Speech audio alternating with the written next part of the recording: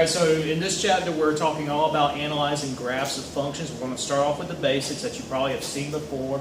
In particular in this video we're talking about what is a relation and what is a function. So a relation is simply a mapping or pairing of input values with output values. The set of input values is called the domain. We typically use x values for the domain, but we don't have to, so just if you see x, think domain. The set of output values is called the range. Again, we typically use the y values for our range, but it doesn't have to be that way. So 99% of the time, x's are inputs, y's are outputs. A function is a relation in which there's exactly one output for each input. So what this means, if we're thinking about in terms of x and y, a function is a relation and there's exactly one y for each x. So in example 1, what we're trying to do is figure out in each mapping which one's a function and which one's not. We're going to explain why. So here we're going to pay attention to our definition. A function is exactly one where there's exactly one output for each input.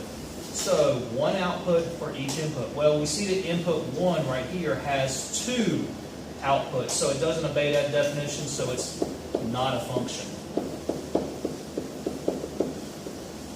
Okay, so since this input has 2 outputs, it's not a function.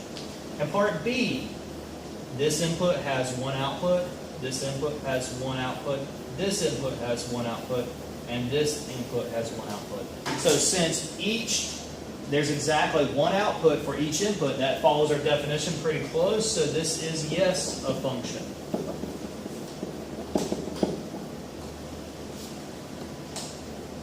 Okay, and that's it. That was the basis. Again, you probably have seen that information before in a previous class, but it's always a good idea just to refresh your memory.